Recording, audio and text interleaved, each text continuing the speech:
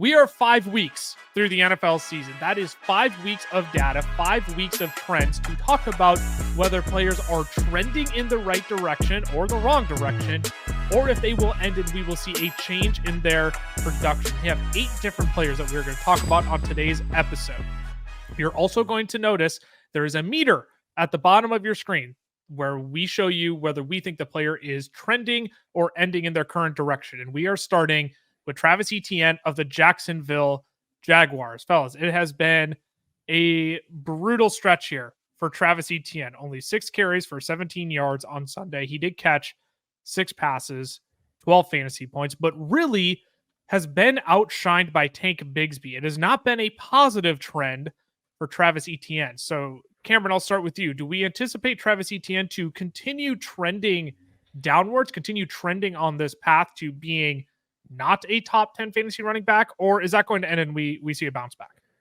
I really do think it's going to continue trending in that direction. I think Tank Bigsby having 13 attempts to Etienne's 6, having 101 yards to Etienne's 17. Obviously, 65 of those yards came off for one rush for Bigsby. But even if you take that away, right, he's still 12 for 40 compared to Etienne's 6 for 17, and then he scores 2 touchdowns. I think the hope for Etienne is that Bigsby has 1 target on the entire season, whereas Etienne's actually seen, 7 targets this game. So that would be the hope, is that he's getting enough receiving work to make him still valuable. But the volume that we saw Etienne get last season to make him a top 5 running back, I don't think we're going to see nearly enough of that this season to keep him probably top 5 for sure. Probably not going to sniff the top 10 either. I mean, we heard last offseason, Doug Peterson was like, we want to get more running backs involved, which steered us all clear of Travis Etienne. And what do you know? He ended up being the guy last year. Now this offseason, Doug Peterson says, no, you know what? We got to take the load off of Travis, or we don't want to take the load off of Travis Etienne a little bit. Like, he is our guy. What do you know? Tank Bigsby is getting all this work now. So, Ty, what about you? Do you expect to bounce back here at all for Travis Etienne? I do, partially because I don't think that Tank Bigsby is going to be averaging his yards per carry, and I'm going to see if I can find it quick. But he is running at a really high clip right now.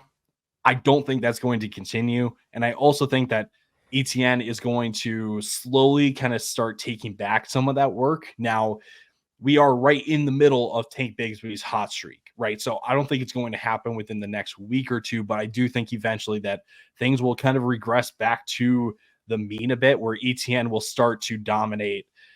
He's going to continue getting the receiving work. I'm expecting him to start getting the majority of carries here at some point here. Maybe we're going to get to the middle point of the season where things are going to be changing. Jacksonville's going to get a little more desperate, and they're going to want to get the ball into their best players' hands. But that being said, Tank Bigsby is the guy right now in that backfield. So they're not going to take the ball out of his hands while he's doing so well. Tank Bigsby is averaging a league high 8 yards per carry this year. That is number 1 in the league. I want to point out the splits specifically that we saw last week. Per Dwayne McFarland, friends over at Matthew Berry's Fantasy Life, it's a 1A, 1B committee forming in Jacksonville in week 5. Tank Bigsby, 40% of the snaps, 57% of the attempts, 24% of the routes, and 3 targets. To Travis Etienne's 39% of snaps, 26% of rush attempts, 44% of routes, and 21% of targets. I just find it hard to believe you keep this guy Tank Bigsby off the field. I know Travis Etienne, Doug Peterson came out today on Monday, October 7th, and said Travis Etienne had re-aggravated that shoulder injury. That's why he came out of Sunday's game. Why he didn't say that right away in the press conference afterwards, because what we heard in the press conference afterwards was, yeah, Bigsby had a great game. That's how it goes. I'm like, what do you mean that's how it goes? This dude is tearing up the NFL right now. We're not going to give him more touches. So that's why I sit 50% on this trending or ending meter of this might be what we expect for Etienne. I am not ruling out a bounce back in any capacity, but I don't know how you keep Tank Bigsby off the football field right now if he's putting up numbers like he did on Sunday. And that's twice this season now. We've seen him have some massive totes. We get a decent chunk of the rushing volume as well for this team. So Travis Etienne, seems to kind of be stuck in purgatory right now, where there's room for both a bounce back, but also could continue trending in the wrong direction as well, and basically burning your second round pick on fire in fantasy drafts this year. Let's talk about another running back here, fellas. Let's flip the script here though, because Rico Dowdle, he is trending in the positive direction. All three of us very optimistic here about Rico Dowdle after his Sunday Night Football performance. Cameron, I'll start with you. Why are you so optimistic about Rico Dowdle? I'm optimistic from the standpoint that this is now his backfield, right? He is completely taken over 20 attempts, 87 yards. Zeke hasn't had over 6 attempts since week 1. If you're watching the L22, you notice that on the YouTube, you notice that he makes the first guy miss more often than not. And that's something that I think Zeke's just not giving you right now, you know, with all the tread that he's got on those tires. And so I think that he is for sure the starting running back. My trending isn't so much that he's going to continue to finish as a top 3 running back. I don't think that's something that anybody's expecting right now, but he's going to have the opportunities, the carries on this Dallas offense that if it starts clicking a little bit more, he could be a sneaky guy to sneak into top 15 running back range by the end of the season, just because the opportunities he's going to have on this team. Yeah, and the backfield situation has not become the split between Rico Dowdle and Ezekiel Elliott. It has become the split between Ezekiel Elliott and Hunter Luepke. All right, they both played 23 snaps yesterday. They both ran 14 routes. They each got 1 target apiece. I mean, that's the split now. Rico Dowdle is the clear 1A, and then it is a 1B that is basically split between Zeke and Hunter Luepke right now. Ty, you're also optimistic about Rico Dowdle here going forward. Why is that? Just because he is establishing himself as the best, which we've been hearing about all training camp, all preseason, and early parts of the season. The problem that we were facing with this Dallas backfield was that they were never committing to the run. And part of that was because you just paid Dak, you paid CD, right? Like, you got to get them the ball and you got to get them utilized. But the other part of it is the offensive line has slowly been coming together. It finally kind of clicked this past week against Pittsburgh, where again, enough trust was shown with the offensive line, with the run game, to give Rico 20 carries. And let's not forget too, he had a touchdown catch that he put the DB on some skates. And I was like, I did not know that Rico Dowdle could do that. Like, I knew that he was going to be the receiving guy between him and Zeke, but I didn't think he could do that. I didn't think he had those kind of receiving chops. So I think it'll continue. Like Cam said, I don't think we're necessarily going to see or continue seeing running back 3, performances. But that being said, this Dallas offense is going to get going at some point, and they're going to put up points. Rico Dowdle is going to have a big piece of that. Maybe not the points directly, but he's going to be involved a ton. Yeah, and you're going to see over on YouTube, 0 touchdowns. He did technically catch a receiving touchdown. He did not have a rushing touchdown in week 5, but he did have that one receiving one for 19.4 points. I just think there's going to be weeks where, as we start to get more running backs on by, like Rico Dowdle is going to be a guy that you can slide into your flex spot almost weekly. I think he's going to be a flex consideration from here on out. And that's good news to me. And I know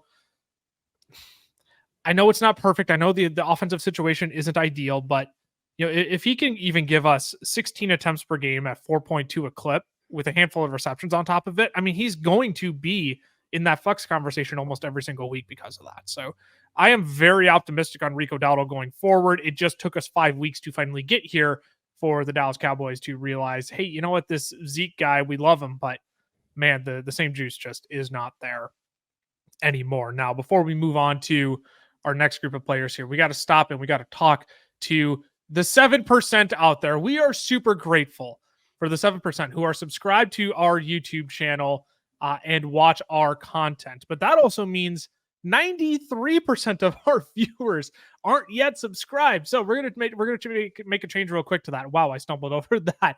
I'm gonna have you move your mouse like 2 inches, if that, and probably not even 2 inches, probably like half an inch, and hit that subscribe button and turn on those notifications so you know when all of our newest content is up. We are doing statistical trending ending breakdowns like this for the next handful of weeks. We're going to have start sit decisions for you as well as some trade targets as well. So make sure you're subscribed to the fellowship over here We are grateful for all of our supporters who support our content, making it possible for us to continue podcasting and creating fantasy football content for you all. Third player we're going to talk about here, fellas. Kirk Cousins, baby. Kirk O'Chains. Ooh. What a game on Thursday Night Football. Nearly 60 attempts, 42 completions, or count them up, not 100, not 200. How about 500 passing yards on Thursday Night Football? 4 scores through the air as well. Good for 35.4 fantasy points on the week. We are kind of all over the place here on Kirk Cousins. Cameron, you're about dead center. I'm a little bit more on the trending side, but Ty, you lean a little bit more on the ending side. Why is that? Just because I think this was a very unique game for Kirk Cousins in the sense that they didn't necessarily abandon the run, but they did not utilize the run game as much as they did through, or as the game kind of went along. And the fact is too, 58 passing attempts is great, but the Falcons ran 81 plays in this game. They were averaging just 54 in the first 4 games. So this was a very positive game script. And I think when you look down the road then as well, I'm just expecting this Atlanta run game to eventually get going. The big conversation after this game was like, what's going on with Bijan? Like, Bijan is not as involved as we all expected him to be. What is exactly going on? And Kirk Herbstreit said on the broadcast, Bijan in college was the guy that would do kind of everything, but he was best between the tackles. And now all of a sudden he's doing all these outside runs outside of the tackles. So it's a very different role in this Atlanta offense. Again, with a first-year play caller in Zach Robinson and a completely different offensive scheme with some of these players that, just had Arthur Smith as their coach. There's a lot of growing still going on here, but the one thing that's clicking is the passing game. So that's why we saw Kirk Cousins absolutely pop for 500 yards. I just don't think that's going to happen every single week. I think it's going to be more rarity that we see even like Kirk push like 350 yards as soon as that running game gets going. Yeah, I really want to show the next gen stats map of all the Bijan runs. It is literally all outside zone runs in this game. It is like a V of all of his runs. There's nothing between the tackles for him, which is somewhat confusing for me. That being said, the reason why I'm more optimistic on Kirk Cousins is this is the game I was waiting for to see if he actually still had that juice in him, right? I mean, the first 3-4 weeks here, I mean, it was, obviously week 1 was a disaster, but 241 in week 2, 230 week 3, 238 in week 4. The passer ratings weren't great, though. Those have been regressing every week since week 2 when he had those 241 yards. This is the game I needed to see that he still had some juice, that he still had some zip, that he could chuck the ball around the yard a bit, and that we weren't going to have, a hampered Kirk Cousins on his recovering Achilles the entire season. But Cameron, you're about 50-50 here. Maybe a little bit more on the trending side, but a little bit more 50-50. Kind of be the voice of reason here between Ty and I, where Ty is much more pessimistic, and I'm willing to be a bit more optimistic here with Kirk. So I agree with you that this is what we needed to see from Kirk. We needed to see that he still had these big games in him. But from Kirk's perspective, since he came to Minnesota in 2018, he's had one top 10 finish on the season. Right. He's been quarterback 11 at best. So from the Kirk's perspective, there just isn't that same, that crazy ceiling that we're going to see this week after week, that we're going to see him break through, that he's going to be, that streamer of the week. But from the aspect of the Atlanta offense as a whole, I think it's more trending. When you look at Drake London, when you look at Kyle Pitts, I think now we're getting in that positive direction. Like Ty said, the passing game's clicking. I think Kirk has always been the guy where he's, from a fantasy perspective, better for his weapons than he's going to be for you for fantasy football. And I think that's what we're going to see for the rest of the season, that, hey, we can start having some more faith in Drake London now, because he's going to have targets. He's going to have Kirk hitting him in stride. They're clicking. We're going to have some more faith in Kyle Pitts. Even Darnell Mooney, I think, is going to be a guy similar to like Rico Dowdle. He's going to always be in that flex talk rest of the season because Kirk is clicking. Kirk, is making those plays. But from his own perspective, from a fantasy perspective, I just think you're going to have some games where, he'll have 260 yards, but if he only throws one touchdown, it's just not a good fantasy week because he has no rushing upside. Yeah, Darnell Mooney, he's a good name to bring up. Rostered in only 48% of Yahoo leagues right now. I would expect to see that number go up after this week. So yeah, your take isn't necessarily an indictment. It really doesn't have much to do with Kirk Cousins. You're like, I don't know, Kirk Cousins might be fine rest of season, Yeah, but it's much more about the weapons around him. Where if we see Kirk start to get settled into the offense as a whole, that's going to benefit the pieces around him. We might just not see it in the form of a mega Kirk Cousins bounce back like we saw in Minnesota, where he could be a reliable top 10 option. Definitely. Let's move on to another quarterback here, fellas, who also balled out in week 5. Joe Shiesty of the Cincinnati Bengals. Joe Burrow, 39 attempts, 30 completions, 392 yards. Count them up, 5 through the air, good for 34.8 fantasy points on the week. Ty, I don't want to start with you again, but Cameron and I are both relatively positive about Joe Burrow here. When you're looking at the trending or ending spectrum here, again, you're about 50-50 here. Why is that? Just because 5 touchdowns and nearly 400 yards is not an every week thing. And I think the other part of this too is this was a really good matchup for Joe Burrow against this Ravens secondary that has just not played as well as we have seen them play in years past. So I maybe I'm a bit too harsh going 50-50, but I think the takeaway for Burrow is that when you look at the last 4 games for the guy, like this Bengals offense is clicking now. Like they put up over 30 in 3 straight games. He's thrown for 232 yards in each of the last 4 games. He's thrown multiple touchdowns in those games too. So I think there is reason to be optimistic. And I completely understand where you guys are at. It's just a matter of 400 yards, 5 touchdowns in a shootout game against a divisional rival. It seems like a pretty one-off thing to me. So yeah, so you're, and I'm going to even go back to Kirk Cousins on this. You're looking at this from like a quite literal perspective of, is Joe Burrow trending to have these kind of performances regularly? I think we can all agree Joe Burrow is not going to have this level of performance. He's not going to give you 35 fantasy points every single week. That being said, when I look at Joe, and frankly, I think I'm more positive than I am on the meter here if you're watching over on YouTube. Joe Burrow's next handful of games here, I won't count them up, but gets the Giants, Browns, Eagles, Raiders, Ravens again, and then the Chargers before the Week 12 bye. But that Week 6 to 10 matchup, those are all defenses that I think Joe Burrow can pick on if he really wants to. If the Cincinnati Bengals wants to continue dominating teams and piecing them apart through the air, Cameron, I mean, that's a schedule that I absolutely love for Joe Burrow coming up, and I am very, very optimistic on his bounce back. Yeah, I see this season turning out very similar to how we saw 2021, 2022, where he was quarterback 8, quarterback 4, where he, 500 yards, 35 passing touchdowns. I think he could be flirting with that again this season. I think he's going to be that, more of that pocket passer that we kind of thought Mahomes was going to be this season, right? Where he's going to flirt with top 4 upside. But Mahomes obviously hasn't quite been there. I think that's going to kind of be Joe Burrow's role of being probably the highest finisher in more pocket passer type of player. And for me, it really comes down to T. Higgins looked great in this game. Jamar Chase looked like Jamar Chase. Everything that you've wanted Jamar Chase to look like, he looked like in this game. That touchdown that he had, that long one, is that screen. He finds the hole in the block, and he was just gone. And that's what you want to see from Jamar Chase. He's had 12 passing touchdowns over the last 4 weeks, Burrow has. I just think this offense is rolling. I think all these questions we had, like you said, like they're gone. There is no worry anymore about Joe Burrow. And, he's had 2 healthy seasons, both seasons. Like I said, quarterback 8, quarterback 4. I think we could see kind of a return to that this season. Let's take a quick break. We'll be back with 4 more players afterwards and debate whether they are trending or ending.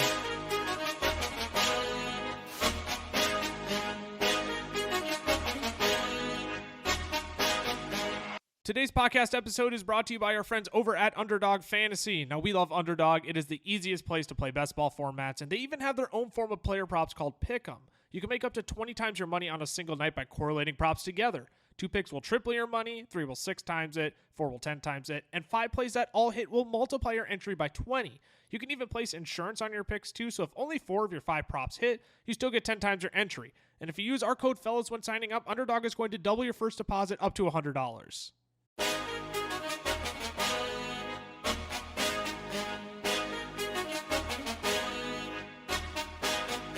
Alrighty, we are back. We have discussed whether Travis Etienne, Rico Dowdle, Kirk Cousins, and Joe Burrow are trending or ending after 5 weeks of fantasy football. Let's move on to another player who finally had a game we all have been waiting for. Garrett Wilson of the New York Jets, 22 targets, caught 13 of them for just over 100 yards, a score. Good for 29.1 fantasy points on the afternoon. Cameron, is this a sign that Garrett Wilson is trending upward, or do we have to expect a little bit of a decline here back to his first 4 weeks of production? Obviously, anytime you see 22 targets, 13 receptions, you're going to see a little bit of a decline, but I think he's really trending in the direction of that first round pick is going to start to pay off. This was Aaron Rodgers saying, hey, I trust you when I'm in these situations. I know I need to get a first down. I know I need a completion here. I'm going to look your way. I'm going to, find you on the field. I think that's what we really saw, more of that Devontae Adams-esque role. Obviously, we'd like to see, 13 catches only has 100 yards. You'd like to see a little more yardage out of it, but just the usage that he had in this one's very exciting. I will put out, if the Devontae Adams rumors come true, I think it's going to be a little closer to ending, obviously, than trending because he's competing with Devontae Adams. But as of right now, the way it stands, I think this is definitely trending in the right direction for him. I feel like cautiously optimistic is like the definition of Garrett Wilson right now, where it's like, all right, this is the game. This is the mind meld that we were waiting for between these two. Obviously, Devontae Adams is looming in the midst. That could happen at any point if it's true. If he's trying to force his way to the Jets with Aaron Rodgers, that kills everything here. But Ty, you're kind of in the same boat here. We're all in a clump together of like cautiously optimistic. Is that fair to say how you feel as well? Yeah, just because at least I have vocalized my concerns about just Nathaniel Hackett offenses. Yep. You take a look at the route chart from Garrett Wilson on Next Gen Stats from this past week. There was no ball over 10 yards. So in one sense, like, hey, it's great that he's going to get peppered with some of those easy targets that he can just kind of rack those up really quick, like we saw this past week. But the lack of big plays is also going to hurt a little bit too. And then again, if Devontae Adams joins the Jets, then it's all a mess, right? But the fact is, too, this Jets offense with Rodgers, he's dropped back to pass over 50 times in back-to-back games. The first game was in a monsoon against the Broncos, and now this game against the Vikings. Now the Vikings are a bend but don't break secondary, so it obviously looks better in this kind of game, but I again, just cautiously optimistic that, even if Rodgers is going to throw the ball only 30 times, you're hoping that he's going to get 10 of those. But with how they've been spreading the ball around in this offense, I'm not sure that we're going to see that consistently enough from a guy that went in the first round. Yeah, that's my biggest concern, is that we're going to continue seeing Allen Lazard get 9 targets. We're going to continue seeing Tyler Conklin gets 5-6 targets. We're going to see Big Mike. Now, Big Mike, he's only been getting 3-4 targets, but we're not going to get games of 15 targets for Garrett Wilson, I'm afraid. Like, we might get these that pop up every once in a while, but what my hope is that after this game is, look, Garrett Wilson is very clearly our best playmaker right now. We need to get him the football because we know for sure we cannot run the football, which brings us to our next player. We're going to flip the script here a little bit. Breece Hall, the direction he's trending right now is nightmarish for the potential top 5 pick you spent on him this year. Breece Hall has not been good as of recent. 9 attempts for 23 yards this last week. He did catch 3 balls, but only went for 14 yards. So, Cameron, I'm just going to come right back to you to kick this one off. I think we're all starting to become pretty panicked on Breece Hall, and we're worried this might be the trend going forward. Yeah, it is very worrisome. 19 attempts for 27 yards over the last 2 weeks is just gross. It's something that when we're talking with him in the same breath of Christian McCaffrey before the season starting, that's something that you just don't think is a possibility for a guy like Breece Hall. That's something that when you took him that early, that you're thinking, this should never happen. So it's worrisome that it's not only happened, but happened in back-to-back weeks. That's really where I think the worry is coming from is, okay, why is this continually happening? Because I don't know. I am worried. And I think this is going to be a little bit more of a trend where maybe we just don't have him and Bijan. Maybe we just don't have that next Christian McCaffrey. That was just too lofty of goals to think that was going to continue. And again, if Devontae Adams comes along, it throws another big wrench into this entire offense. And the reason I keep bringing up Devontae Adams is that really feels like a very strong possibility at this point that he could be a New York Jet. And that's something you really have to consider, when you're making these decisions about these players. Now, I'm not saying go trade Breece Hall and Garrett Wilson right now because Devontae's a Jet, right? Don't do that. But you need to have that in the back of your mind of, if somebody comes along and offers me Saquon for Breece Hall right now, that might be, that's something that you got to do. Whereas, like, you're not hoping that, hey, Breece Hall's going to bounce back. Like, if you can sell, like, if you're not selling low, like, that's what I'm saying. Don't go sell low on these guys right now because of Devontae Adams potentially being on the team. But if you can sell high or sell, at what they were worth at the beginning of the season, then I think that's something that I would do. Yeah, I don't know if anybody's coming to No, I know for you, Saquon Barkley, but yes, no, I get your idea, right? Of like, if someone comes along and offers you, another, S tier, borderline S tier option for Breece Hall, like you pounce on that, no question. I will say Breece Hall mentioned in an interview last week that he felt defenses were specifically locking in on him. And you watched the all 22 over on YouTube that we put up on the screen. I mean, the Vikings were hunting him in the run game. I mean, Ian Harditz put out a great tweet where you look at all of Breece Hall's rush attempts over the last 2 weeks. There was only less than half of them went for more than 2 yards. I mean, the dude is getting bottled up in the backfield. It has not been good. And Ty, you're obviously very concerned here that the trend is continuing downward as well. Yeah, I mean, just again, referring back to the all 22 that you saw on YouTube, his best runs are coming against lighter fronts. So yeah, that's not helping. But the other part of this too, the offensive line is not really helping out in the run game at all. There were plenty of runs where, like, there was one run against the Vikings where Breece had a cutback, but he didn't go for the cutback and he just kind of stayed on the path that he was in. He was just following blockers. But everything else kind of between the tackles right now for Breece just goes nowhere because his offensive line is not like creating any kind of holes for him to hit at all. So it's kind of, it's one of those things where it's like, again, if this offense figures it out, like, Breece will get it going eventually.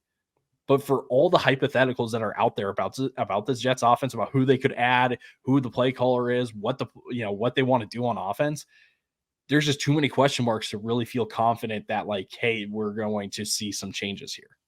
Yeah, I will say too, the Vikings rush defense has been legit this season. Like, I think that's something we have taken.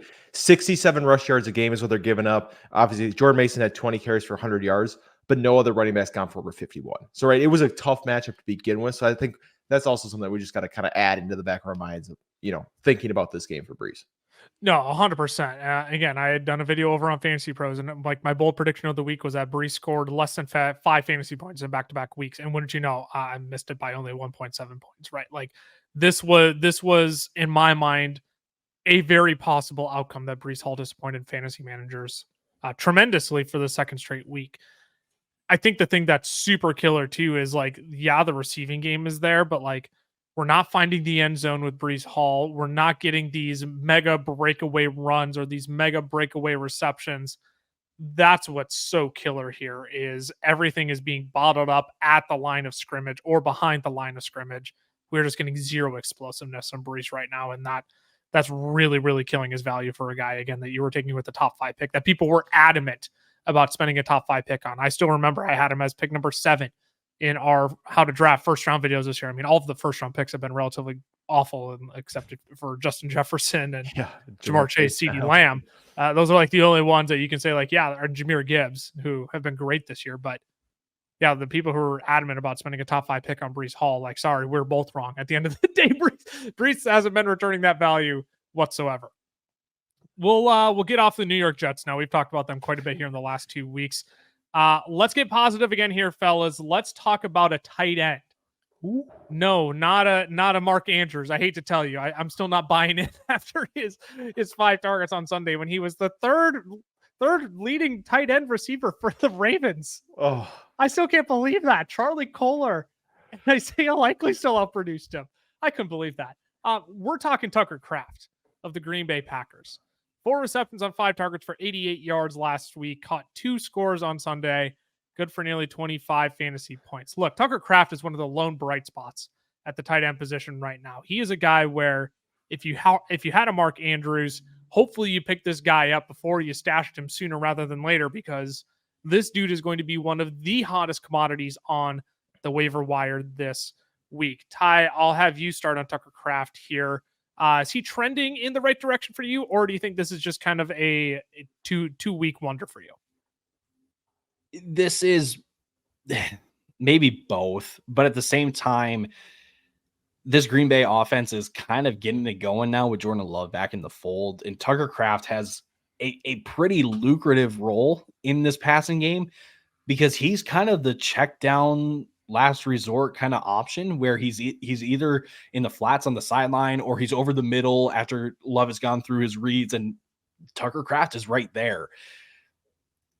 You can also make the argument too that, yeah, Tucker Kraft is getting more involved because we've got Christian Watson with a sprained ankle. We've got Romeo Doubs suspended because he's not getting enough targets. That was talked about today from Schefter. That's shocking of all the things that you could be worried about in week 5. But back to Tucker Kraft, this week was a very good week because he had a 60-yard touchdown, right? So can Tucker Kraft continue to give us, it's just baseline at like 8 fantasy points a week? Sure, I think so, because again, he's kind of that check down option with no receiving back, with no Aaron Jones in Green Bay at this point. But I don't think we're going to see, 9 target games, 2 touchdown games like we have the past 2 weeks. No, well, and I don't think we're gonna get. I don't think he jumps into this like Travis Kelce, George Kittle, right, upper echelon kind of tier. But my philosophy this whole offseason and going into the season was I just want good players on good offenses. Like, we can figure out the rest later. And Tucker Kraft, he wouldn't be earning targets. He wouldn't be earning the amount of snaps that he's been earning to start the year if he wasn't a good football player. And I believe in this Green Bay Packers offense. So I am much more in the trending direction, especially for how despicable the tight end landscape has been this year in fantasy football. And Cameron, you're leaning a little bit more towards that trending side as well. Yeah, I think people might hear Tucker Kraft on this episode and they're like, why are we talking about a guy you're picking up off of waivers? Yeah. And it's because, like you said, tight ends have been so bad, because the question isn't now, should I pick him up? It's, should I trade Mark Andrews for him? Should I trade, Sam Laporta to get Tucker Kraft plus? Because that's where we're at. That's where we've been forced into with the tight ends so far this season. And so, yeah, I think he's moving up. Like, I'm not trading Travis Kelce or Sam Laporta or like Trey McBride right now, but I think Mark Andrews is a conversation move. Oh, totally. Sure. And the big thing for Kraft is he's second right now among tight ends in yards after the catch with 111. That's where he's looked good. He had that touchdown against Minnesota, that touchdown he had last week, the big one that he broke. He's been good with the ball in his hands. And even when Christian Watson comes back, even with Romeo Doubs coming back, I think he's starting to build this chemistry with Jordan Love where he's going to continue to have a role. And like you guys both brought up, he's playing enough snaps where he's out there. It's coming in the season, it was like, ooh, is it him or Luke Musgrave? How's this going to look? And we were all kind of like, we don't care because it's not going to be enough for either of them. And it's Tucker Kraft, and it's not close. And so I think we could really be having the conversation in the next couple of weeks of, is it worth moving off of one of these top tight ends to get Tucker Kraft plus because he's close enough and you're just not valuing him the same because he just doesn't have the name value. A lot of people in the industry were saying after Mark Andrews back-to-back goose eggs, go drop him, get Tucker Kraft on your team, or make sure you have Tucker Kraft behind him on your team. And look, if you did that, you're not regretting it at all. I think Mark Andrews this week becomes a lot more difficult to drop after he did get 5 targets this last week. which you're keeping Mark Andrews, but hopefully in that case you do have a Tucker Kraft as well. Also, got to clap it up for Cameron here. Chase volume in week 5. It finally worked. It finally worked. And we got a tight end start of the week that absolutely smashed. So good for Cameron. Chase volume since got avenged Tyler from the previous week. But Tucker Kraft as well. This is a crazy stat. Tyler, are you the one who pulled this stat on our doc? Yes, that was me. 42.1 fantasy points over the last 2 weeks. That is more than Kyle Pitts, Dalton Kincaid, Travis Kelce, Sam Laporta, and Mark Andrews. That is all more than all of them have all year. Not combined, though, but all of them. He is outscoring all of them in fantasy points over the last 2 weeks on the entire year. That sums up perfectly where the tight end landscape is at, fellas. And that's how we'll put a bow on Tucker Kraft. Look, if he's available in your league still, he is honestly, he is number 1 priority ad for me this week if he is still floating around in your league with how garbage the tight end position has been this year. I hate ending the episode on a negative note, but this is a player we definitely need to talk about. It's a very complex situation in a multitude of ways, I think I'll say, and I'll kind of leave it at that. Amari Cooper of the Cleveland Browns still drew 10 targets this last week, only caught 4 of them for 60 yards, 10 fantasy points on the afternoon. But man, it is this Cleveland Browns offense is brutal. And I think that's mincing words. Amari, 5th straight game with at least 8 targets. He's had 8 targets in every game to start this year, but 4 of those 5, he's had less than 10 fantasy points. Now, he did come short of scoring, which would flip this narrative. Amari is such an interesting case because the trending question isn't necessarily around is Amari trending in the wrong direction. The ending is, are we finally going to get consistency out of this guy? Is the volume finally going to pan out? So the question here, I'll turn to you, Cameron, is will the trend of Amari Cooper getting 8+ targets in every game eventually turn out to be a good thing, or is it finally time to just kind of throw in the towel with him? I think better weeks are ahead for Amari Cooper because I think he's a talented enough wide receiver where he can make it happen. But I'm definitely falling down where you guys are. I'm coming back to earth on him this season because Deshaun Watson's awful. Oh, he is awful. That's putting it lightly. Legitimately terrible. And I saw they're talking over at Barstool, Big Cat PFT, we're talking about that Browns jersey where it's got all the quarterbacks going down, and they're saying, where would you rank Deshaun Watson on that list? Because as of right now, he in Browns history, he could be a bottom 10 quarterback because he's just been that awful. So you've got to imagine, there just isn't the upside that I was hoping with Amari Cooper this season because of how bad the offense is. But I do think the volume that he's seen will lead to points on certain weeks. It's just going to be a roller coaster. And honestly, if you're like, I just can't do it. I can't guess. I can't handle these down weeks. I don't blame you at all. It's just, if you could ship him off, you might as well. If you can buy him low and you go, okay, he's got a plus matchup where Deshaun's not going to have any pressure on him, I could throw him in this week. Then I think you can. Can you though? I think you can, brother. I do. That was this past week. That was this week. Okay, but the volume he's getting, it's the floor of 10 points. It's not going to absolutely ruin your week. That's why I'm saying if you can buy him real low, and if you got to plug and play him in certain spots. I'm not saying he's an every week starter anymore. I don't think you can just because of how. But obviously, some of you might need to because of injuries and stuff like that. Yeah. But it is going to be a little more tough sledding for sure than what I definitely was hoping for Amari Cooper.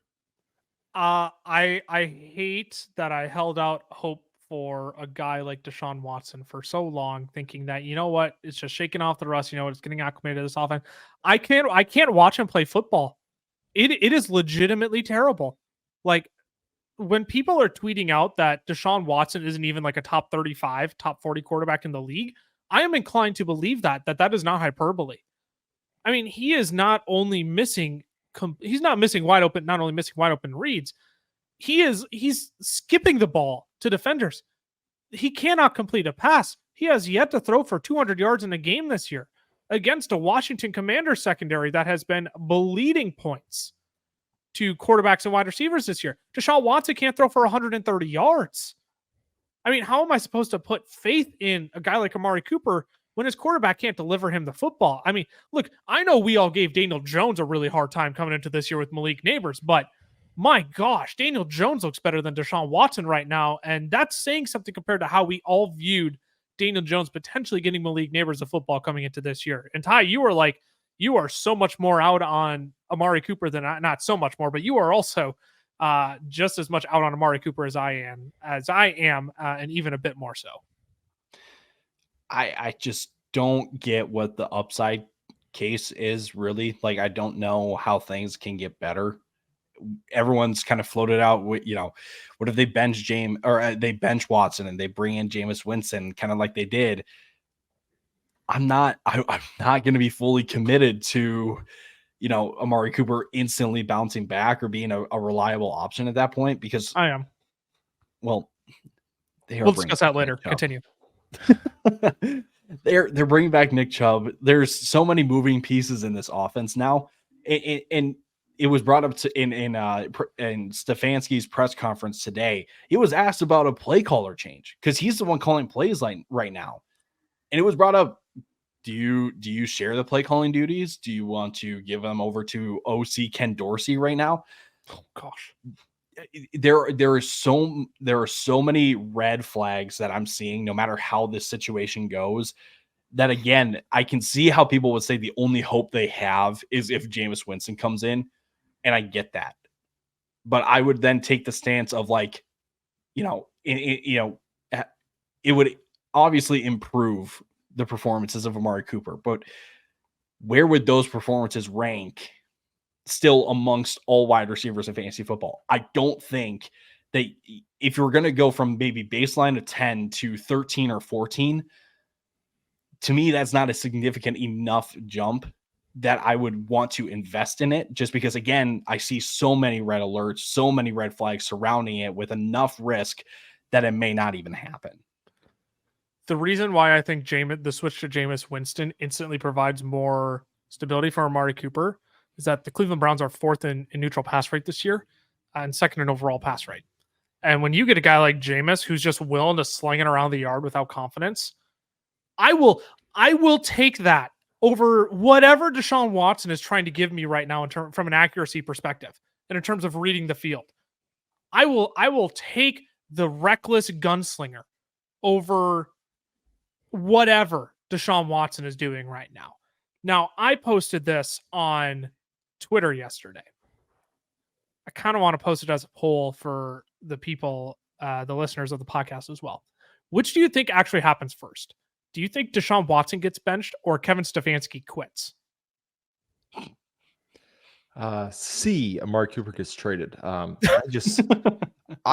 think this Browns organization is just so poorly run. And I probably have to go with Stefanski getting quitting or getting fired before Deshaun Watson gets benched, because they're just not gonna be like, oh, we can put this guy who's so expensive on our bench. I think they're just gonna be like, and we're gonna hope he figures it out because we gave him so much money and we have to. Right? That was Flacco was talking about this last week, that he didn't even get an offer from the Browns because they didn't want to create a quarterback controversy between him and Deshaun Watson going into this season. They couldn't even have another okay or decent quarterback in the building because of how bad Deshaun Watson is. So, yeah, I don't know. They're such a mess. That's the only hope that you would have if you want to go trade for Amari Cooper, is that he gets traded elsewhere. And